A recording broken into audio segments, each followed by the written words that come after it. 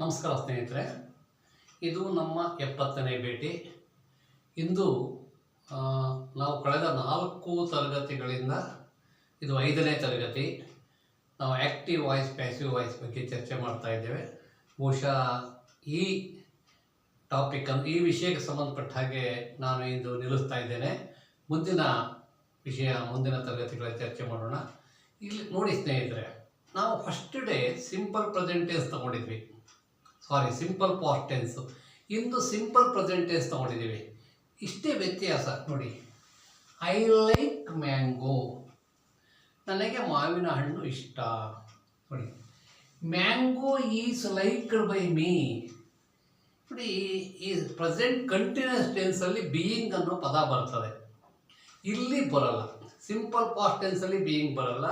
Past continuous ನೋಡಿ, ಏನು present tense ಇದೆಯೋ, ಏನು ಪ್ರೆಸೆಂಟ್ ಕಂಟಿನ್ಯೂಸ್ ಇದೆಯೋ, ಸಿಂಪಲ್ ಪಾಸ್ಟ್ ಟೆನ್ಸು ಮತ್ತು ಸಿಂಪಲ್ ಪ್ರೆಸೆಂಟ್ ಟೆನ್ಸ್ ಮಾಡಿದ್ದೇವೆ. ಪ್ರೆಸೆಂಟ್ ಕಂಟಿನ್ಯೂಸ್ ಟೆನ್ಸ್ ಮಾಡಿದ್ದೇವೆ, ಈಸ್ ಫಾರ್ಮು, ಆರ್ ಫಾರ್ಮು. ಅದನ್ನು ವಾಸು ವರ್ರು ಮಾಡಿಕೊಂಡ್ರೆ ಅದು ಪಾಸ್ಟ್ ಕಂಟಿನ್ಯೂಸ್ ಆಯಿತು. ಖುಷಿ, ಅದು ಸ್ವಲ್ಪ ಆ ಕಡೆ ಗಮನ ಕೊಟ್ಟರೆ ಬರ್ತದೆ ಅಂದ್ಕೊಂಡಿದ್ದೇನೆ. ನೋಡಿ, ಐ ಲೈಕ್ ಮ್ಯಾಂಗೋ, ನಾನು ಮಾವಿನ ಹಣ್ಣನ್ನು ಇಷ್ಟಪಡುತ್ತೇನೆ, ನನಗೆ ಮಾವಿನ ಹಣ್ಣು ಇಷ್ಟ. Mango is liked by me, mango ಮಾವಿನ ಹಣ್ಣು ನನ್ನಿಂದ ಇಷ್ಟಪಡಲ್ಪಟ್ಟಿದೆ.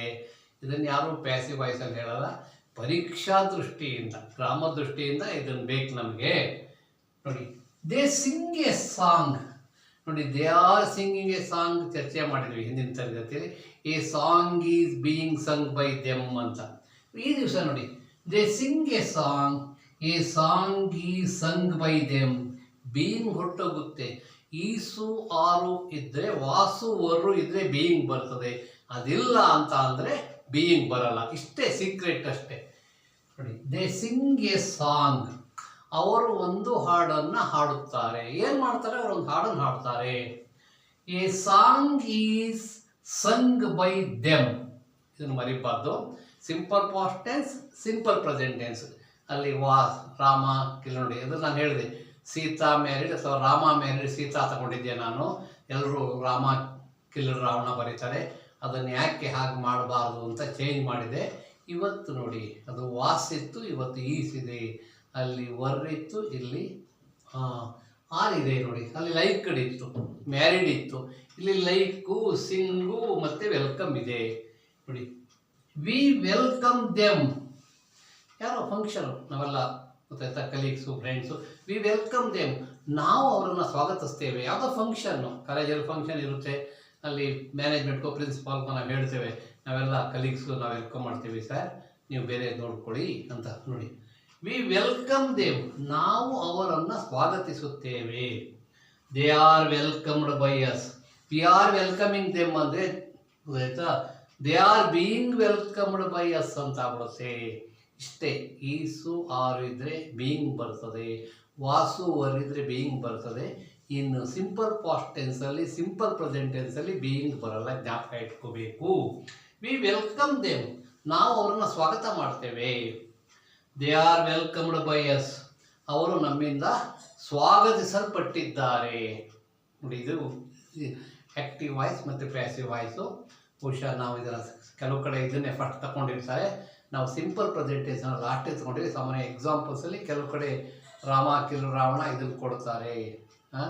ಐ ಕಿಕ್ಕಡಿಯ ಬಾಲ್, ಗೋಪಾಲ್ ಕಿಕ್ಕಡಿಯ ಬಾಲ್, ಈ ಥರ ಇರುತ್ತೆ. ನಾವು ಸಿಂಪಲ್ ಪ್ರೆಸೆಂಟ್ ಟೆನ್ಸನ್ನು 3 ಎತ್ಕೊಂಡಿದ್ದೇನೆ ಸ್ನೇಹಿತರೆ. ನೋಡಿ, ಐ ಲೈಕ್ ಮ್ಯಾಂಗೋ, ನಾನು ಮಾವಿನ ಹಣ್ಣನ್ನು ಇಷ್ಟಪಡುತ್ತೇನೆ, ನನಗೆ ಮಾವಿನ ಹಣ್ಣು ಇಷ್ಟ. ಮ್ಯಾಂಗೋ ಈಸ್ ಲೈಕ್ಡ್ ಬೈ, ಮಾವಿನ ಹಣ್ಣು ನನ್ನಿಂದ ಇಷ್ಟಪಡಲ್ಪಟ್ಟಿದೆ. ಗೊತ್ತಾಯ್ತಾ, ನಾನು ಮಾವಿನ ಹಣ್ಣನ್ನು ಇಷ್ಟಪಟ್ಟಿದ್ದೇನೆ. ಎರಡು ಆಗುತ್ತೆ. ನೋಡಿ, ದೇ ಸಿಂಗ್ ಎ ಸಾಂಗ್, ಅವರು ಒಂದು ಹಾಡನ್ನು ಹಾಡುತ್ತಾರೆ.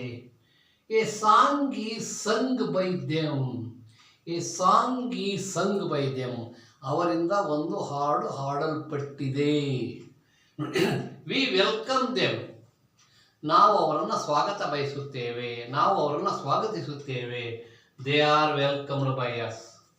ಸೊ ಇದು ನೋಡಿ, ದೇ ಪ್ಲೇ ಕ್ರಿಕೆಟ್. ನೋಡಿ, ದೇ ಪ್ಲೇ ಕ್ರಿಕೆಟ್, ಅವರು ಕ್ರಿಕೆಟ್ ಆಡ್ತಾರೆ. Cricket is played by them. ನೋಡಿ, ದೇ ವಾಚ್ ಟಿ ವಿ, ಅವರು ಟಿ ವಿ ನೋಡ್ತಾರೆ. T V is watched by them. ನೋಡಿ, she likes mango. She likes mango, ಇಲ್ಲಿ ಐ ಲೈಕ್ ಇದೆ. Mango is liked by her. She reads a book. A book is read by her. He place cricket. Cricket is played by him. ಜ್ಞಾಪಕ ಇಟ್ಕೋಬೇಕು ಅಂದ್ಕೊಂಡಿದ್ದೇನೆ. I like mango. Mango is liked by me. ನನಗೆ ಮಾವಿನ ಹಣ್ಣು ಇಷ್ಟ. ಮಾವಿನ ಹಣ್ಣು ನನ್ನಿಂದ ಇಷ್ಟಪಡಲ್ಪಟ್ಟಿದೆ. ನಾನು ಮಾವಿನ ಹಣ್ಣು ಇಷ್ಟಪಟ್ಟಿದ್ದೇನೆ ಹಾಕ್ಬೋದು. They sing a song.